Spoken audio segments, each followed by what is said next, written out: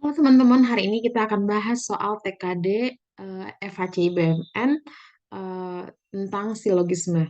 Nah, oke, kita masuk ke soal nomor 1. Di sini, jika Kodir meminum secangkir kopi, dia tidak bisa tidur. Kemudian, premis kedua menyatakan, jika Kodir tidak bisa tidur, dia akan sulit bangun. Jadi, di sini kita misalkan dulu, jika Kodir meminum secangkir kopi, kita misalkan dengan T. Kemudian si kodirnya tidak bisa tidur. Ini adalah key. Nah, jika kodir tidak bisa tidur, ini key lagi ya. Kemudian dia akan sulit bangun. Nah, ini kita misalkan dengan R gitu ya. Nah, sesuai dengan konsep silogisme P maka Q, jadi di sini kita buatkan secara matematikanya P maka Q. Oke, di sini premis pertama, ini premis kedua, yaitu Q maka R. Maka kita bisa menarik sebuah kesimpulan secara matematikanya, itu adalah P maka R. Kita lihat P itu adalah Kodir meminum secangkir kopi. Kodir meminum secangkir kopi dan R dia akan sulit tidur gitu ya. Jika kita lihat eh, jawaban yang benar adalah jika Kodir meminum secangkir kopi, oke, dia akan sulit bangun gitu ya. Nah, jawabannya adalah yang D. R-nya adalah dia akan sulit bangun. Oke. Nah, selanjutnya untuk soal nomor 2, diketahui semua penjaga sekolah mempunyai baju hitam. Kita dapat membuatkan diagram seperti ini ya, diagram Venn seperti itu. Apabila salah satu contoh soalnya seperti ini. Semua penjaga sekolah menggunakan baju hitam gitu ya. Nah, di sini adalah eh, penjaga sekolah bajunya hitam gitu ya. Jadi diberi lingkaran pertama. Nah, untuk lingkaran kedua, semua guru menggunakan baju coklat. Nah, semua guru, ini guru, bajunya coklat. Coklat.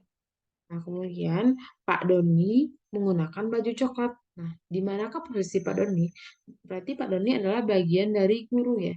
Dan dia bukan penjaga sekolah gitu. Dan dia juga bukan tidak keduanya gitu ya. Tidak penjaga sekolah dan tidak guru, bukan juga. Dia adalah guru. Jadi dapat disimpulkan adalah Pak Doni seorang guru gitu ya. Oke, nomor 3. Setiap warga desa A mempunyai mobil. Kita bisa bikin lagi seperti ini, diagram Venn ya. Setiap warga A mempunyai mobil. Ini warga A dan warga B mempunyai motor gitu ya. Ini motor. Setiap warga artinya tidak ada warga yang tidak mempunyai mobil gitu ya untuk desa A. Dan setiap warga B berarti semua warga B itu mempunyai motor gitu. Nah, Randi tidak mempunyai mobil gitu ya.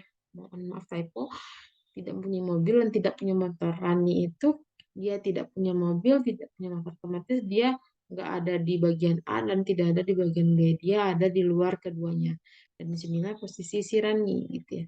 Dan dapat kita lihat berarti di sini Rani bukan warga desa dari A dan B gitu ya. Karena dia tidak mempunyai mobil dan juga tidak mempunyai motor seperti itu. Kemudian untuk soal yang selanjutnya, di sini kita lihat jika Maulana menjadi ketua kelas. Oke, jika Maulana ini menjadi ketua kelas, maka si Irfan tidak menjadi sekretaris gitu ya. Kalau misalnya si Andi yang jadi sekretaris, si Intan menjadi bendahara gitu ya. Nah, di sini kalimat ketiga adalah Irfan tidak menjadi sekretaris dan Intannya yang menjadi bendahara.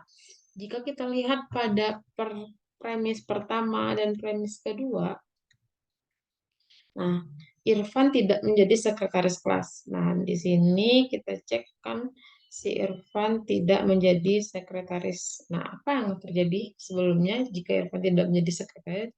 Si Maulana yang akan menjadi ketua kelas gitu ya. Berarti di sini akan kita lihat di opsinya Maulana menjadi ketua kelas. Maulana ketua kelas. Dan gitu ya. Kalau dan adalah dia tidak boleh salah satunya, dia harus keduanya. Intan menjadi bendahara. Dan kita lihat Intan menjadi bendahara ada di premis kedua. Itu jika Intan menjadi bendahara, eh, ber- sebelumnya berarti si Andila yang menjadi sekretaris seperti itu. Berarti Andi eh, menjadi sekretaris.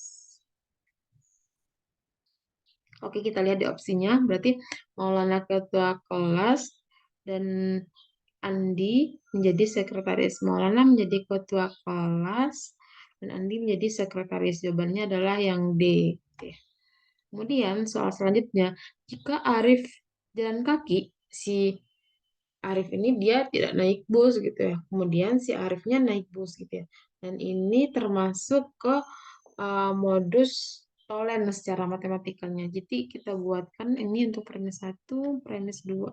Premis satunya adalah jika Arif jalan kaki berarti P maka Q. Tidak naik bus itu kita misalkan dengan Q ya. Ini P, ini Q. Dan Arif naik bus berarti itu negasi atau ingkaran dari Q gitu ya. Atau kita tulisnya seperti berikut gitu ya.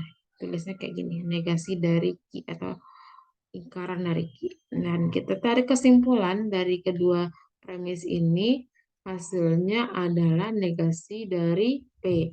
Kita lihat negasi dari P. P Arif jalan kaki berarti negasinya atau ingkarannya adalah Arif tidak jalan kaki gitu ya.